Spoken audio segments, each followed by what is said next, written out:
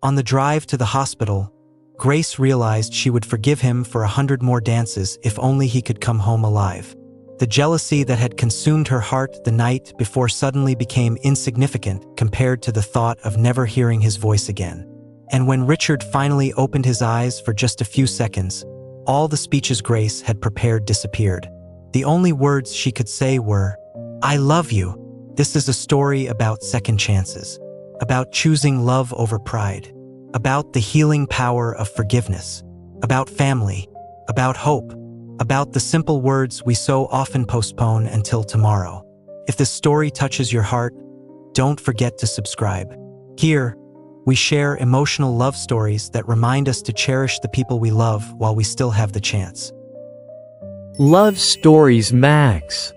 Welcome to my channel. Enjoy watching, friends. She would have forgiven him for 100 more dances, if only he had come home. That autumn evening, Grace and Richard's home was filled with the familiar sounds of happiness. 6-year-old Paula sat at the kitchen table, carefully drawing her family. In the picture, everyone was holding hands beneath a huge yellow sun. "Look, Mommy, this is you," she said, pointing to a figure in a blue dress. "And this is Daddy. He's the tallest because he protects all of us." Nearby, 4-year-old Emily, her cheeks smeared with chocolate, laughed so loudly that even Richard, who was reviewing work documents, couldn't help but smile. "I think our youngest daughter has attacked the cookie jar again," he chuckled. Grace looked at them and felt that quiet gratitude that cannot truly be put into words. 8 years of marriage. 8 years beside the man she loved just as deeply as the day she had said, "I do." They had survived sleepless nights with newborns, financial hardships during the early years of their marriage, exhaustion, and all the little inconveniences of everyday life. But they had always remained a team. They had a cozy 2-story house with a white fence and a garden where the roses Richard had planted for Grace bloomed every spring. Richard worked as the head of accounting at a large manufacturing plant. His job required long hours, responsibility, and constant attention to detail. Yet every evening when he came home, he somehow found the energy to become simply a father. A father who built pillow forts with Paula. A father who read bedtime stories to Emily using different voices for every character. And a husband who kissed his wife on the forehead every morning and said, "Thank you for our family." That was why, on that particular evening, Grace had no idea that her heart would soon ache with unbearable pain. The company was hosting a grand corporate party. Richard invited his wife. "There'll be good music and dinner. We haven't had an evening to ourselves in a long time," he said with a smile. They dropped the children off at Grace's parents' house. Paula wrapped her arms around her mother. "Are you and Daddy going on a date?" "You could say that," Grace replied with a smile. Emily whispered, "Tell Daddy that he's the best." Grace kissed her daughter and had no idea how often she would remember those words just a few hours later. She spent a long time choosing her dress. Finally, she settled on the navy blue one Richard had once called his favorite. Standing in front of the mirror, she adjusted her hair.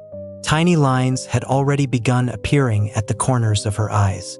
"I'm not 20 anymore," she thought. But when Richard saw her, he stopped in his tracks. "You look incredible," and she believed him. The celebration was magnificent. The grand ballroom sparkled beneath golden lights. Waiters carried trays of champagne through the crowd. A live band played elegant melodies. Richard's co-workers approached them to chat. "You two make such a beautiful couple. Grace, Richard talks about you and the kids all the time." She smiled, until she noticed her. A young employee, slender, confident, with a bright, infectious laugh. She walked up to Richard, said something to him, and he smiled. Then the orchestra began playing a slow song. "Richard, would you dance with me?" the young woman asked, and he agreed. Grace froze. She watched them twirl among the other couples, watched the admiration in the young woman's eyes as she looked at him, watched Richard laugh, watched him say something that made her smile even wider. A sharp pain tightened in Grace's chest so intensely that it became difficult to breathe. Terrible thoughts flooded her mind. She's younger. She's prettier. She's more interesting. When they laughed together again, Grace became convinced they were laughing at her. At her age, at the fine lines around her eyes, at the exhaustion she carried after years of motherhood. For the first time in a very long while, she felt invisible, insignificant, as though the beautiful world they had built together over 8 years had suddenly begun to crack. Richard returned to her side, smiling. "Everything okay?" "Wonderful," she answered, but there was already ice forming in her voice. The rest of the evening became torture. Every glance he cast in that young woman's direction, every smile, every memory of that dance. When they finally got into the car, a heavy silence settled between them. Streetlights flickered past the windows. Richard tried several times to start a conversation. "Are you tired?" Silence. "Grace." Silence. Then she quietly said, "You had a good time." He didn't understand. "Yeah." "The party was nice. Especially the dance with her?" Richard turned toward her immediately. "What are you talking about? Don't pretend you don't know." Her voice trembled. "You looked at her the way you used to look at me. Grace. She's young, beautiful. She doesn't have children. She doesn't have stretch marks from pregnancy. She isn't constantly exhausted." He remained silent, and somehow that silence hurt even more. When they got home, everything exploded. "I gave you 8 years of my life," she cried. "I gave birth to your 2 children, and tonight I felt like a complete fool. It was just a dance. Just a dance. Maybe for you. But I stood there watching my husband laugh with another woman." Tears streamed down her cheeks. "Maybe you've regretted marrying me for a long time." "Don't ever say that," he snapped. "Then why did it hurt so much?" Her voice broke. "Why did I feel like I wasn't enough?" Richard lowered his eyes. He couldn't find the right words, and sometimes the absence of words destroys more than shouting ever could. That night, he quietly took a pillow and a blanket. Grace stood in the doorway of their bedroom. She wanted him to come to her, to hold her, to tell her she was the only one, that he loved only her, that she was the most important person in his life. But instead, he simply said, "We'll talk in the morning." The living room door closed. Grace sat down on the edge of the bed. A family photograph rested on the nightstand. Paula was sitting on Richard's shoulders. Emily was hugging her mother tightly. All 4 of them were smiling. Grace picked up the frame with trembling hands. Her tears fell onto the glass. For the first time in many years, she fell asleep without her husband beside her. And in the living room, Richard lay awake on the narrow couch, staring into the darkness. Grace's tears replayed over and over in his mind. The woman who had stood beside him for 8 years. The woman who had given him 2 beautiful daughters. The woman he still loved. And for the first time in a very long while, he understood something terrifying. Sometimes, all it takes is one careless moment, one dance, one unspoken fear, for 2 people who meant everything to each other that very morning to fall asleep in separate rooms, feeling as though an entire canyon has opened between them. But the most painful part wasn't the argument itself. The most painful part was realizing that even the strongest love carries fear within it. The fear of losing someone, the fear of not being enough, the fear that one day you may stop being the person they choose. And that night, Grace wasn't crying because of the dance. She was crying because of the thought that shattered her heart. What if one day he stops choosing me? The next morning, the house welcomed the sunrise in an unfamiliar silence. There was no soft laughter in the kitchen. No familiar, "Good morning, sweetheart." No kiss on the forehead that, for 8 years, had been as natural to Grace as her morning coffee. Richard woke up very early. For a few seconds, he lay on the uncomfortable couch in the living room, trying to understand why his back hurt. Then he remembered the company party, the dance, Grace's tears, the argument. Slowly, he sat up and rubbed his face with both hands. The house was quiet. He carefully folded the blanket, as if afraid to disturb the fragile peace around him. In the kitchen, he automatically put the kettle on. He opened the refrigerator, closed it again. He wasn't hungry. As he passed the bedroom door, he stopped. He wanted to go in, wanted to sit beside her, to say, "I never meant to hurt you. I'm sorry. I love only you." But his hand never reached the doorknob. He convinced himself that they both needed time, that they would talk calmly that evening, that everything would work out. After getting dressed quietly, Richard stepped outside. The morning air was cool. He had already opened the car door when he suddenly looked up. His eyes settled on the bedroom window. For a brief moment, hope flickered inside him. Maybe the curtain would move. Maybe he would see Grace. Maybe she would at least look at him. But the window remained still, and he drove away, not knowing that behind that very curtain stood Grace. She hadn't been sleeping. She had heard him get up, heard his footsteps, heard the front door close, and she too had been watching from the window. Her fingers clutched the edge of the curtain. She saw him get into the car, saw him pause for several seconds while staring at their bedroom window, saw him lower his head and drive away. Tears once again filled her eyes. Neither of them realized then how important it had been to talk that morning. Sometimes, one unspoken "I'm sorry" can change everything. But life never tells us in advance which words will matter most. The day went on. Grace dusted the furniture, folded the children's clothes, watered the flowers on the windowsill, started another load of laundry. She completed the hundreds of tiny tasks that make up the life of a wife and mother. But her thoughts kept returning to the previous evening. After lunch, she drove to her parents' house to pick up the girls. "Mommy!" Paula shouted, throwing her arms around her. "Where's Daddy?" "Daddy's at work, sweetheart." Emily handed her a drawing. "This is our family. See? We're all smiling." Grace felt her heart tighten painfully. Back home, the girls ran through the house, argued over toys, and begged for ice cream before dinner. Life went on. Ordinary, domestic, and incredibly precious. Grace stood at the stove, stirring the pasta sauce. The scent of basil and garlic filled the air. Suddenly, she realized something simple. She didn't want to lose Richard. Despite the pain, despite the jealousy, despite the hurt, she still loved him, so deeply that it frightened her. She wiped her eyes with a kitchen towel and whispered softly, "I will forgive him." Then she gave a sad little smile. But not right away. The pain was still alive inside her heart. The pain of believing she might lose the person she loved most. Let him suffer a little. Let him understand how deeply he had hurt her. Let him ask for forgiveness. Truly ask for it. And then she would forgive him. Because love is not the absence of pain.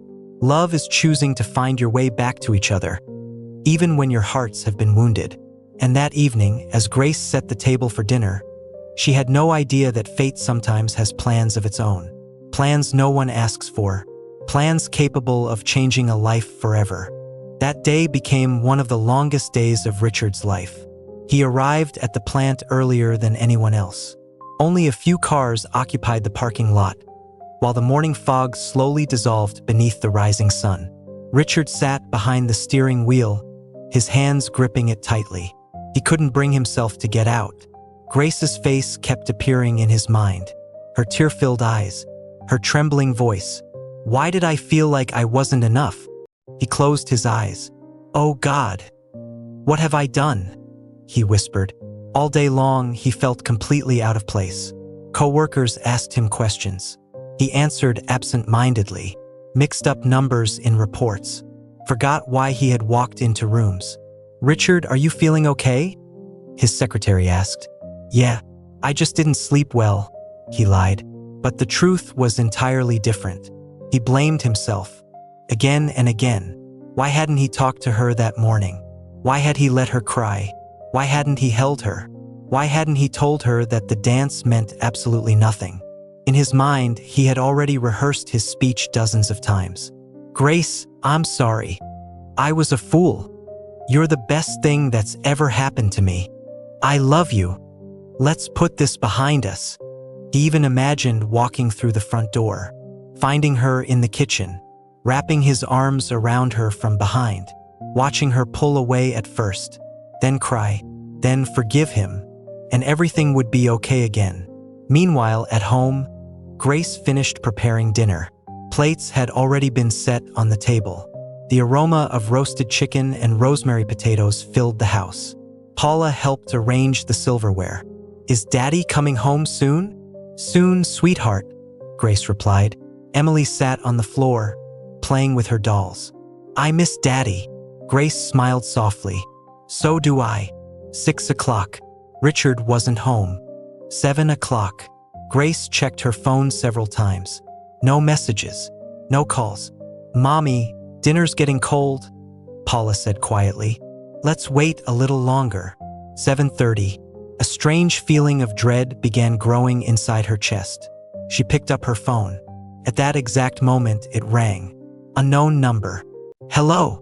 There was a brief pause. Then an unfamiliar male voice spoke. "Am I speaking with Grace Williams?" "Yes." "I'm very sorry. There has been a serious car accident. Your husband, Richard Williams, has been transported to St. Mary's Medical Center. He is in critical condition." Grace's knees gave out beneath her. The phone nearly slipped from her grasp. The world around her ceased to exist. "No," she whispered. "No, no." She collapsed onto the kitchen floor. "Mommy," Paula called fearfully. Grace pressed a trembling hand over her mouth to stop herself from screaming. Tears poured down her face. Only one thought echoed through her mind. "Please, not Richard.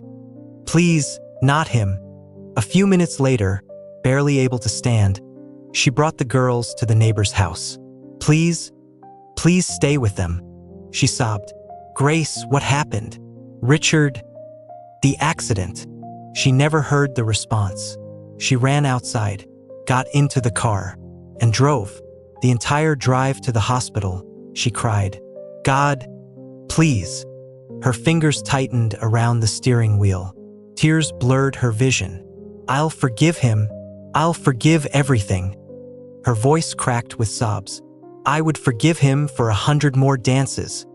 Just let him live. Please." At that moment, yesterday's dance felt so small, so meaningless. All the hurt, all the jealousy, all the accusations. Nothing. Only emptiness and the unbearable terror of losing him. And the most painful realization of all. Their angry words had become the last things she had ever said to her husband. Grace broke down again. "No, no, I don't want those to be my last words to him." She was furious with herself, with her pride, with her stubbornness. Why hadn't she spoken to him that morning? Why hadn't she gone to the window? Why hadn't she stopped him? Why hadn't she said, "I love you"? The hospital finally came into view. Grace jumped out of the car and rushed inside. "Richard Williams. Where is he?"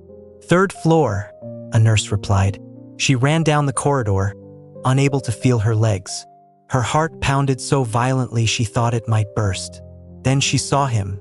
Richard lay motionless in the hospital bed, pale, surrounded by wires and monitors. Unconscious. "Richard," Grace gasped. A doctor stood nearby. "His condition is critical, but we've managed to stabilize him," he said matter-of-factly. And in that instant, Grace completely fell apart. Her tears came even harder. She stepped closer to the bed. With trembling fingers, she touched his hand. It was warm. "I'm here," she whispered through her tears. "I'm right here. I'm sorry." Her shoulders shook with sobs. "Please, come back to me. We still have so much life left to live. Paula needs you. Emily needs you. I need you." She rested her forehead against his hand. And for the first time in a very long while, she understood a heartbreaking truth. Sometimes we waste precious hours on resentment, on silence, on pride, as though we have an endless number of tomorrows. But life can change with a single phone call. And in those moments, the only thing the heart longs for is one more chance to say, "I love you." From that moment on, time seemed to lose all meaning for Grace. Days and nights blended together into one endless stream of fear, hope, and prayer. She took Paula and Emily to stay with her parents. The girls didn't fully understand what was happening. "When is Daddy coming home?" Paula would ask.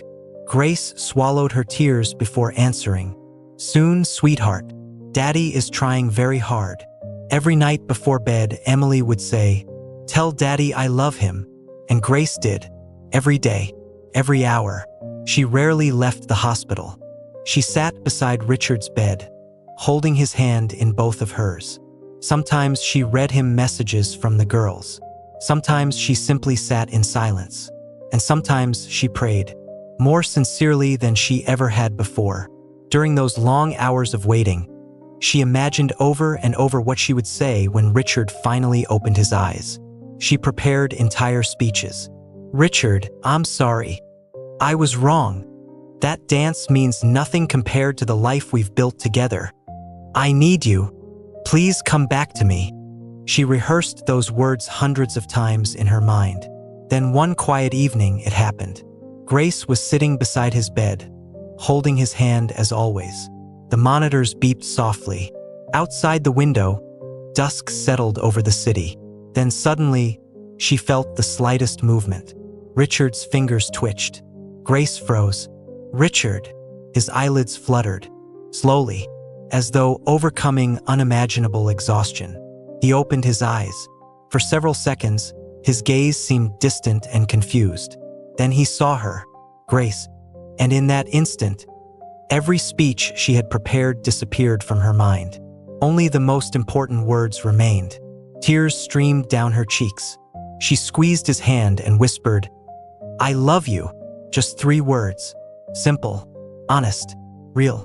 Richard looked at her. It seemed as though he had heard. Something resembling peace appeared in his eyes. Then he closed them again. "Richard," Grace sobbed. The doctors reassured her. His body had been through tremendous trauma. He needed time. For 2 more days, he remained unconscious. But then, something remarkable happened. Richard began improving rapidly. His vital signs stabilized. He started talking again, smiling, joking with the nurses, squeezing Grace's hand in return. And deep within her heart, Grace believed. She believed those words had mattered, that her "I love you" had become a light in his darkness, a reason to fight, path leading him home. She believed in the power of those words, in the power of love. 2 months passed. Sunlight streamed through the hospital room windows. Richard could now walk through the hallways on his own. The doctors were discussing discharge plans. Just a little longer, and he would finally go home. To Paula, to Emily, to Grace. That afternoon, Grace sat beside him, watching him smile. Such an ordinary smile. One she had sometimes taken for granted before. Now it was priceless. Richard took her hand. "What are you thinking about?" he asked. Grace smiled through tears. "About how much I love you." Richard lifted her hand to his lips. "I love you too." And this time, they didn't save those words for later. Grace never again forgot to tell Richard that she loved him. That after their children, he was the most precious person in her life. That no argument was worth silence. That pride was never worth lost time. Because life is fragile. We often assume we have hundreds of opportunities left to say what truly matters. That we can wait until tomorrow, until the weekend, until a better moment. But the truth is that none of us knows how many tomorrows we've been given. True love isn't the absence of conflict. It isn't perfect people. It isn't a fairy tale without tears. True love is a choice, a daily one, a conscious decision to stay, to forgive, to support one another, to hold someone's hand even when you're terrified. Love doesn't live only in grand gestures. It lives in a morning cup of coffee, in a text that says, asterisk, "Have you eaten yet?" Asterisk, in the blanket someone gently places over you in the middle of the night, in a goodbye kiss before work. In the words, asterisk, "Be careful." Asterisk, asterisk, "I'm here for you." Asterisk, asterisk, "I believe in you." Asterisk, and of course, in the 3 words that matter most, asterisk, "I love you." Asterisk, perhaps they cannot stop time. They cannot erase pain. They cannot shield us from every hardship. But they give us strength to face those hardships together. They offer hope. They remind us that we are not alone, that someone is waiting for us, that someone treasures us, that someone loves us. Sometimes those very words become the reason a person fights for one more day, takes one more breath, finds the strength to return. And if there is someone in your life whom you love, don't wait. Tell them today. Hold them today. Thank them today. Because love is not merely something we feel. Love is something we choose to do every single day. And perhaps the greatest miracle in this world is that someone's simple, "I love you," can become an entire universe for another human heart.